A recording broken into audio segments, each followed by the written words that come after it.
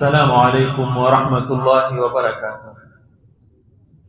الحمد لله والصلاة والسلام على رسول الله وعلى آله وصحبه ومن والاه أما بعد. أسمع علي بن الحسين بن علي بن أبي طالب رضي الله عنهما kama nilivyonukuliwa katika kitabu Al-Jami'u li akhlaqi rawi wa adabi sami, akisema kunna nu'allamu maghazi an-nabiy sallallahu alayhi wasallam wa sarayahu kama nu'allamu as-surata min al-Qur'an. Asema tulikuwa tukifunzwa vita alivyopigana bwana mtume, rehma na amani zimfikie, na vikosi alivyovituma katika uhai wake kupigana na wasiokuwa Waislamu. Tulikuwa tukifunzwa kwa ihtimamu kama vile tulivyokuwa tukifunzwa sura katika Al-Qur'anul Karim. Hili ni dhihirisho ya namna salafu na salih walivyowalea watoto wao katika kuwafunza sera na almaghazi, kwani huku kwajenga shakhsia ya Muislamu, humzidisha confidence akijua vita alivyopigana Mtume SAW na ukombozi uliofanyika baada ya kufa kwake yeye. Leo tumekuwa ni wanyonge, madhaifu, kwa kukosa kujua tarehe yetu na historia yetu, na golden era ya Uislamu ulipokuwa ukitawala dunia. Hili ni mosi. Pili, katika kufunzwa sera na almaghazi kuna durus wa ibar, kuna mafunzo na mazingatio, kwani katika haya kuna ahkam sharia, mfano swala ya hofu katika vita, hukumu za mateka, zote hazi zapatikana katika mafunzo hayo. Tatu, katika almaghazi ni source ya kutegemewa iliyo document history yetu sisi kama umma, na ndiyo asili ya visa vya kuaminika vinavyoeleza vita na vikosi alivyotuma Mtume sallallahu alaihi wasallam. Miongoni mwa vita hivi ni vita vya Badri. Vimeitwa vita vya Badri kwa sababu ya visima vilikuwa katika eneo hilo. Eneo hilo liko kilomita 130 southwest ya mji wa Madina. Vilipiganwa tarehe 17 mwezi wa Ramadhani, kama mwezi huu mwaka wa 2 Hijria, mwezi ambao watu wengi waona ni mwezi wa kulala, mwezi wa anasa. Kwa masahaba ulikuwa ni mwezi wa ushindi, si tu katika vita Badri bali pia katika kukomboa mji wa Makka. Mwenyezi Mungu Subhanahu wa Ta'ala kwa umuhimu wa vita hivi aliviita Yaumul Furqan. Surah Al-Anfal aya ya 41, Mwenyezi Mungu Subhanahu wa Ta'ala asema Yaumal Furqani yaumal taqal jam'ani, siku ya upambanuzi, siku yalipopambana majeshi mawili. Hii ni muwajaha askaria hasima, ni first decisive military confrontation baina pande mbili. Mwanzo, forces of right and batil, forces of good and evil, source na force ya nur na giza.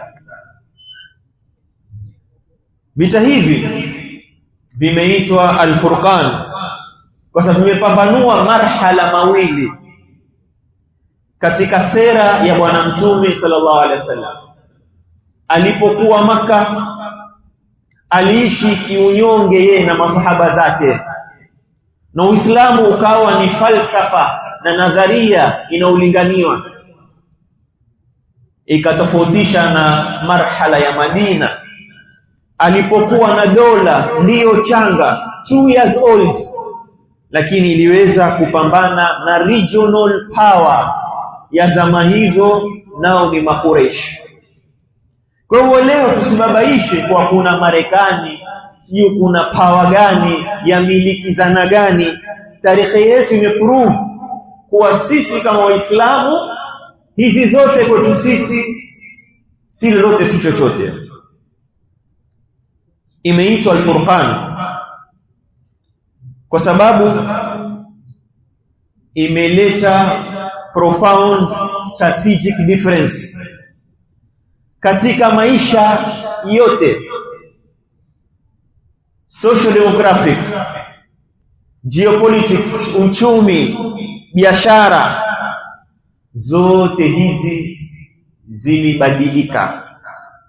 Vita hivi vilikuwako masiria, ni vital, kufa na kupona kwa pande zote mbili. Makureish walijikusanya na wakatumia capability zao zote, full military strength, nguvu zao za kisiasa, kiuchumi, madiyan wa maanawiyan. Lengo ni kumaliza Uislamu, kana kwamba lisanu haliha taqul nakunu au la nakun, to be or not to be. Tumaliza leo. Mpaka Mtume sallallahu alaihi wasallam akawaambia masahaba zake kama alivyopokea katika sera Ibn Hisham, hadhihi makkatu kad alqat ilaykum afladha kabidiha. Hii ndo Makka imetapika, afladha kabidiha khirati abnaiha, wanawake wote wazuri wamejitokeza, muradi wake mpaka machifu na mabwenyenye wamejitokeza, kina Utba bin Rabi'a, Umayya bin Khalaf, Abu Jahal. Ikawa kila mmoja hataki kukosa this opportunity. Aliyebakia nyuma kwa kiye ilikuwa ni aibu. Chanzo cha vita hivi mwanzo ilikuwa Bwana Mtume sallallahu alaihi wasallam ataka kuintercept msafara uliokuwa ukiongozwa na Abu Sufyan, uliobeba biashara na mali ya Makureish, ili kuteka ngawira, kulipiza mali ya Muhajirina iliyotaifishwa Maka. Abu Sufyan alipopata habari hii alichukua hatua mbili. Hatua ya kwanza, alituma messenger na ujumbe hatari Maka kuwa msafara wenu wataka kuvamiwa na Muhammad sallallahu alaihi wasallam. Hatua ya pili, alichukua detour, sio ruti ya kawaida, alichukua ruti iliyo mbali zaidi na Madina, na hiyo hatimaye ilimsalimisha akawa nje ya hatari ya kutekwa na Waislamu. Alipohisi hivi, akaandika barua ya pili kuwa hapana haja tena ya vita, mali yenu, msafara wangu uko salama. Lakini Makureish lengo lake ni kuumaliza Uislamu. Abu Jahl akakataa, akasema wallahi la narji'u hatta naatiya Badran, haturegei mpaka tupige kambi katika eneo la Badr. Fanuqimu alaiha 3, tukae siku 3. Fananharu aljuzura, tutinde ngamia. Wa nut'imu at'ama wa nasqi alkhamra, tule tunywe tembo. Kwa wao wametoka kwa kibri na jeuri overconfidence ni kama a walk in the park, taswaga tu sisi. Watazifu alaina alqiyam, na wale vijakazi kupigia ngoma sisi. Watasma'u bina alarabu wa bimasirina, na warabu watusikie na ndio tulivyotoka. Wajama'ana, na mkusanyiko wetu. Fala yazaluna yuhabuna na baada, hawatowaka kutuogopa baada ya hilo. Kwa vile prestige na haiba. Leo Trump kuvamia Iran, alidhani akishaua watu kadhaa na viongozi kadhaa na wanajeshi kadhaa atatangaza ushindi. Kibri kimempofusha macho yake kama kilivyopofusha Makureish. Suratul Qamar aya 44 na 45, am yaquluna nahnu jami'un muntasir sayuhzamul jam'u wa yuwalluna ad-dubur, au ndio wasema sisi ni wengi, tutashinda tu kwa sababu ule wingi wetu. Ndio vipimo vya makafiri, wapima nusra na ushindi kwa adad na udda. Sayuhzamul jam'u wa yuwalluna ad-dubur. Mwenyezi Mungu Subhanahu wa Ta'ala asema pamoja na wingi wao hawa watashindwa na watageuza migongo na watarejea mbio kukimbilia mji wa Makkah. Kwa upande wa Uislamu, vita vya Badri ni ma'arakatul wujud, ni battle of existence. Kiangalia ile idadi, Waislamu walitoka kuvamia msafara, idadi yao 313. Ziko kauli nyingine 300 na ziada. Makureish walitoka wakiwa ni idadi ya 1000, moja kwa watatu. Farasi na waliopanda farasi katika Uislamu ni wawili tu, jeshi zima. Makureishi farasi 200. Ngamia waliotoka nao Waislamu ni ngamia 70, wapanda kwa zamu wakipumzishana. Makureishi wametoka na ngamia 700 waliosheheni vyakula vyao, pombe yao, wamebeba na wanawake, wamebeba kila vitu wanavyohitajia katika expedition kama hii. Ndio Mtume sallallahu kama alipokea Muslim kutoka Sayyidina Umar bin Khattab radhiallahu anhu, kamomba Mola wake, Allahumma innaka in tuhlik hadhihi al-isaba min ahli al-islam fala tu'badu fil ardi abada. Ewe Mola, ukikiangamiza kipote hichi cha Waislamu hutoabudiwa katu katika hii ardhi. Dhihirisho kuwa vita hivi ni vita vya wujud, existence. Imeitwa al-Furqan kwa sababu ya ushindi, tena remarkable victory kwa Waislamu, na kwa washirikina ilikuwa ni khasaratun fadiha yujlos, pamoja na kuwazidi kiidadi. Waliokufa shahidi kwa Uislamu ni 14, waliouliwa katika shirikina 70 na 70 wakashikwa mateka. Ndio Mwenyezi Mungu Subhanahu wa Ta'ala katika Sura Al-Baqara aya 249 asema kam min fi'atin qalilatin ghalabat fi'atan kathiratan biidhnillah. Ni vita vingapi kikundi kilicho kidogo kiidadi na zana kimewashinda wale ambao wamewazidi kiidadi na zana kwa idhni ya Mwenyezi Mungu Subhanahu wa Ta'ala. Miongoni mwa factors, awamil zilizochangia Waislamu kushinda mwanzo ni at-ta'yid al-ilahi, msaada wa Mwenyezi Mungu Subhanahu wa Ta'ala, na umekuja kwa sura tofauti. Mwanzo kwa kushukishiwa malaika, sura al-Anfal aya 9, istastaghithuna rabbakum fastajaba lakum anni mumuddikum bi alfin min al-malaikati murdifin. Na pindi mlipomomba nusra Mola wenu naye akaitika maombi yenu, kwa kuwajibu hakika atawasaidia kwa reinforcement malaika 1000, tena murdifina, wave after wave, mfululizo waliopigana upande wa Islam.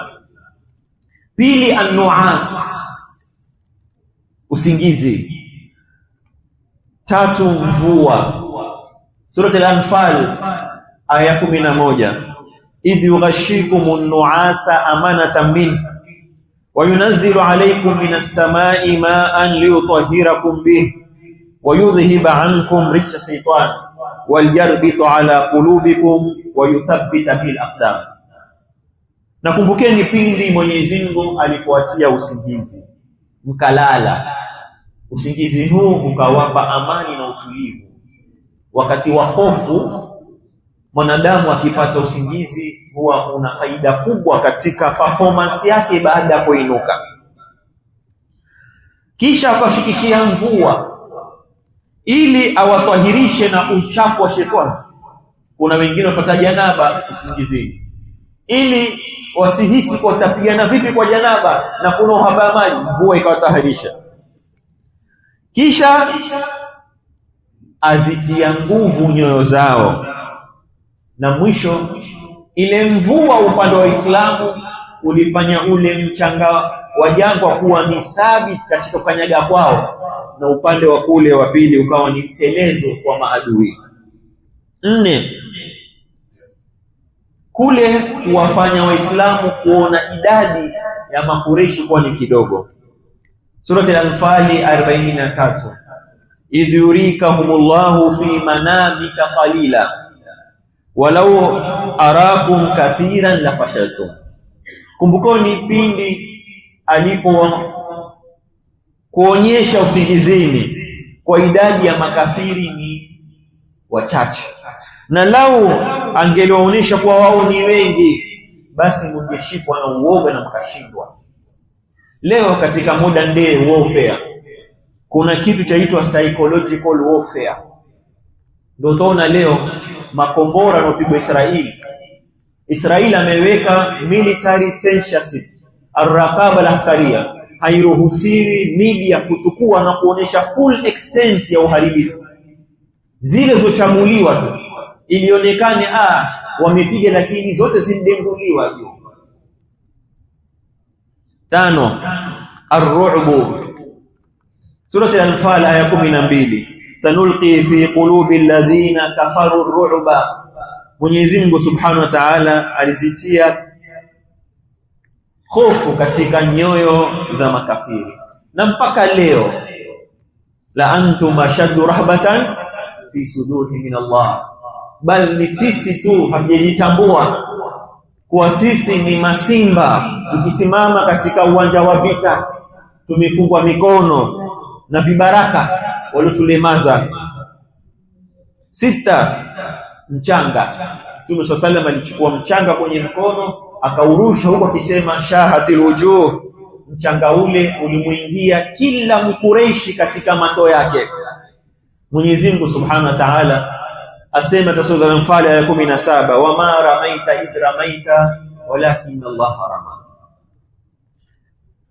Na hukutupa mchanga wakati ulipotupa, lakini Mwenyezi Mungu Subhanahu wa Ta'ala ndiye aliyetupa, bimaana ndiye aliyofikisha katika macho ya maadui wote. 7, al-ma'nawiyatul murtafi'a, high moral. Waislamu walipokuwa katika uwanja wa vita walikuwa kuna morali ya hali ya juu. Surah Al-Anfal aya 10, wama ja'alahu Allahu illa bushra lakum walitatma'inna bihi qulubukum wama an-nasru illa min 'indillah inna Allaha azizun hakim.